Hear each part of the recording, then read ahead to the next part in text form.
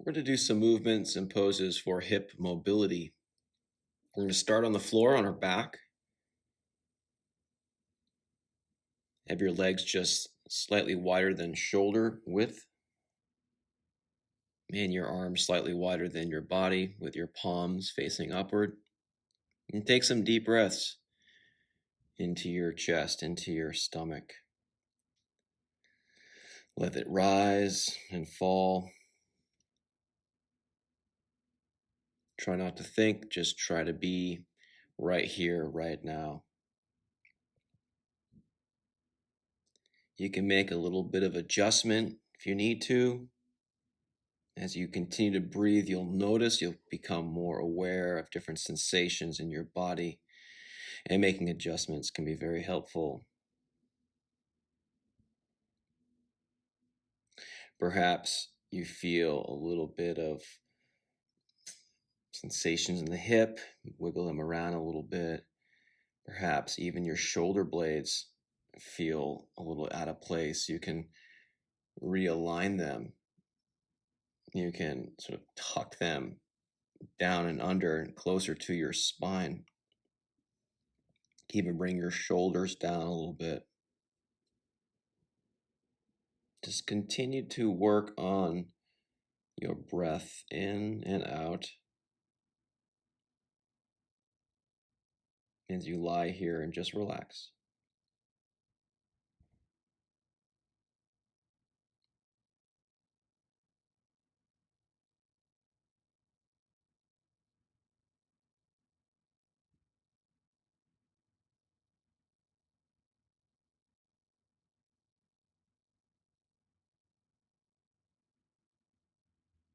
Now go ahead and pull your left knee into your chest. Put your left arm on the floor out to a T, palm down, and use your right hand on your left knee to draw that leg towards the floor. You notice that my left leg is bent at a 90-degree angle. You'll start to feel this in the left glute, a little bit in your lower back even. Everyone experiences these sensations a slightly different place. You can circle your arm clockwise and then bring it back down to the ground, making sure that your left shoulder is actually touching the floor. This will help to deepen the stretch a little bit. You can do this multiple times. Don't forget to use your breath while doing this. And over time, you'll be able to actually straighten and lengthen your left leg. Perhaps you could do it immediately.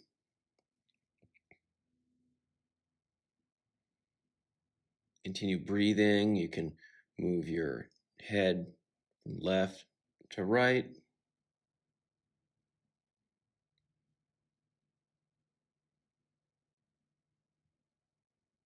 And bring that knee back up.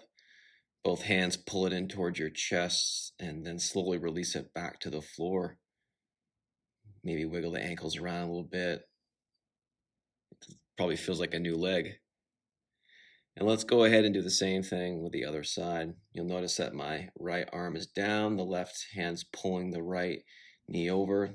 That right leg is still at 90 degrees. You'll see that my right shoulder is down on the floor. That's very important. Do not lift your shoulder up.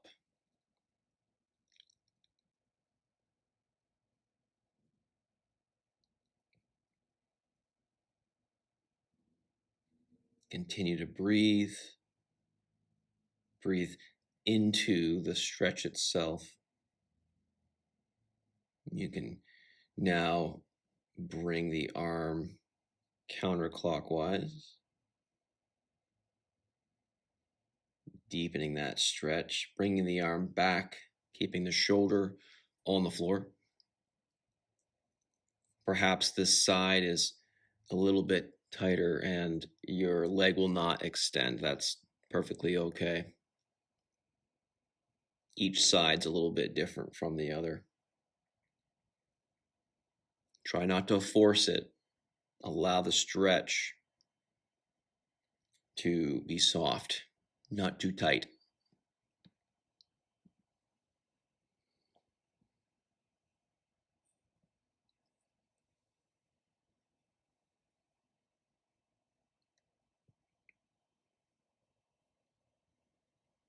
Continue breathing in and out. And when you're ready, you can come out, bringing the knee back into the chest, and then slowly release it to the floor. Make any adjustments you need to. Now we're going to go into a pose called frog. You can see here that my knees are out to the side, really opening up the groin area. A lot of my weight is in my arms, though, as you can see my forearms, elbows on the floor. And depending on your mobility here, you can even just lie down fully flat on the floor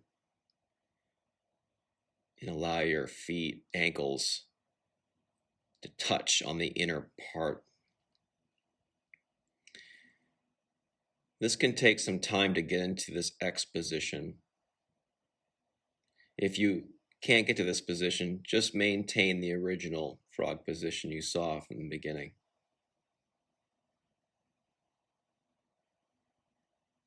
This is an excellent relaxation pose. To deepen the groin stretch, you can actually come up almost into a child's pose. Notice the knees are out to the sides much farther, and the feet came closer together, but they are not touching. Sit here for a few breaths and really sink into a deep groin stretch.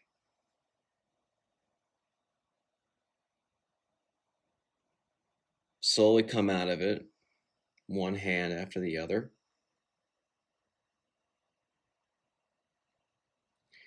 And you'll notice that I am crossing one leg in front of my upper body, lengthening the other leg, supporting this with bent arms in front. What this is doing is stretching out the glutes. It's a pretty deep glute stretch. Take some breaths here. Really extend that rear leg. You're essentially sitting on you're resting on your upper thigh. You'll notice here that I have not released my head. I'll do that in this next one. You want the spine to be perfectly neutral. You can see here a better angle at which the upper leg is bending and where the core is resting on it.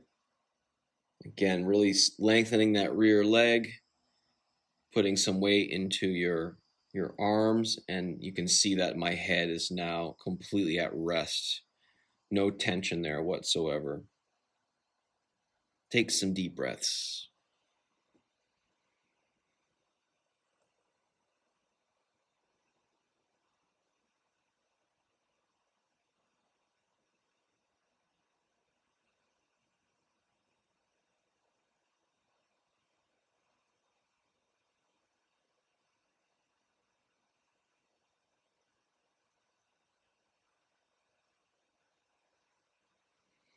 And when you're ready, go ahead and come out of that. Go down into a downward dog. Slight bend in the knees to start. Hands and feet are about shoulder width apart. And this is the beginning of Tibetan Rite number 5. You're now going to release down into a Cobra. Notice that the hips are not touching the floor. Back's arched a little bit. You can look to the right. Exhale as you do. Inhale and exhale to the left. This will provide subtle hip flexibility. And let's do this again. Downward dog. Make that nice V. And exhale and come through into that Cobra. Really lengthening through the psoas muscles, the hip flexors. And then go ahead and put your knees out to the side, feet together, and just exhale down into a child's pose. If you have a friend, significant other close by, you can have them push on gently on your middle spine down towards your butt. If you don't have someone there, then you can grab a hold of your heels and pull. This is going to bring your butt onto your heels. And once you do that, you can just place your hands, palms on the floor in front of you, and relax. Deep breaths, just like a baby.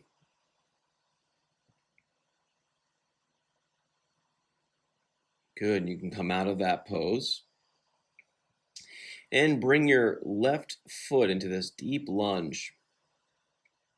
Nice 90-degree angle with that front leg supported with the same side arm. Notice that I'm twisting, looking up to the ceiling a little bit. My rear leg is slightly bent on the ball of my foot, and when you're ready, you can point that left hand to the sky. This is a very deep opening of the hip. You can kind of play with it a little bit, as you can see here, where I'm rotating just a little bit to the inside and to the outside. And then both hands on the floor and switch sides.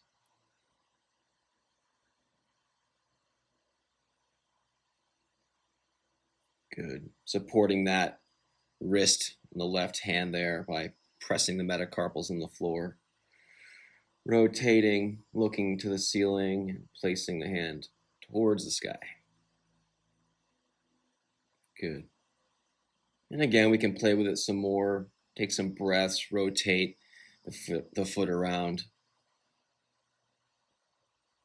And then come out of it, right back into a child's pose. Just relax some of that active work you just did, stretching the hip flexors and so as. You're doing great work here. Keep it up. Find that breath. Inhale and exhale. Now we're going to transition into a squat. What I recommend is finding a yoga mat and almost unroll about half of it. You notice that little circular roll that's left. I'm standing on it with my heels. My feet are out to the very edges of the mat. I'm using this to raise my heels up to provide a little bit more support when I sit right down into a deep squat. You'll notice that my back, and perhaps your back, is slightly rounded in this version of sitting down. You can actually straighten your back by doing a double fold, raising your heels up even more to support, and there you go, straight back. This is a very comfortable position at this point. My toes are not flexed, trying to keep me in position. I'm relaxing, getting all the benefits that this ancient original stretch offers. And now we'll see what it looks like with zero support on flat feet. I seem to be sitting down a little bit farther, but my back is very curved. So for me, and possibly for you even, it would be wise to roll up your mat. Support your body so that you can do this position comfortably. Now go ahead and rise up a little bit here, fingers still on the floor, getting a nice back stretch. Deep breaths in and out. Sometimes a little rocking back and forth feels good. Keep those knees a little bent. If you can't touch the floor, that's no problem at all. Although the more you bend your knees, the easier it will be to touch the floor. Go ahead and make a nice 90-degree angle with your back and butt. Hands on the shins. Fold back down, exhale. Go ahead and if you can touch the floor well, go ahead and put your hands underneath your feet. Pull up on those toes and get a little bit of a calf stretch. This also just continues to lengthen out your back as well. Keep breathing.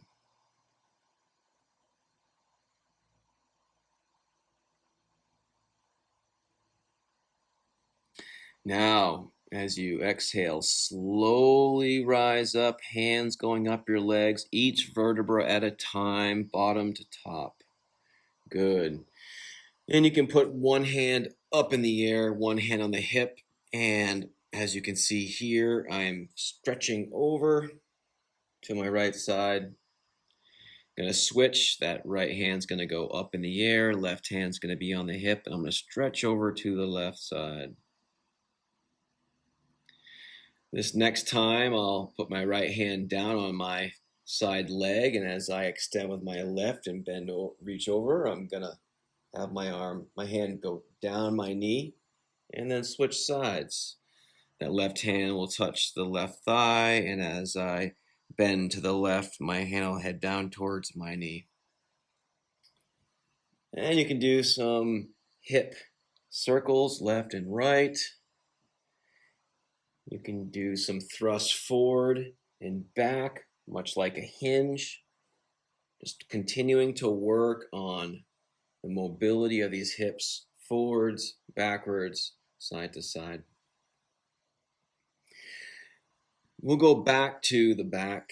This is corpse pose, just relaxing, noticing how your body feels, making any adjustments. If your lower back is sore, you can bring your bottoms of your feet up, bending the knees. And you can even put your feet together, letting your knees go out to the side to release the back and the groin. Feel free to stay here for a few minutes. Continue to breathe. Inhale and exhale, noticing the sensations in your body and making any adjustments that you deem necessary.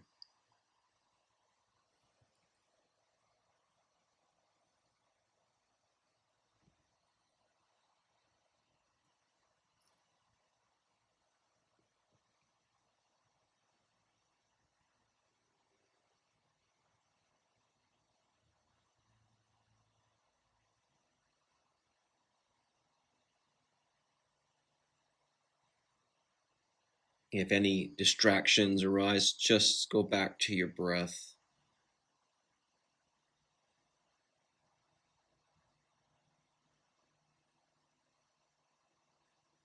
And a job well done for taking the time to work on connecting with your breath, gently stretching and creating more mobility.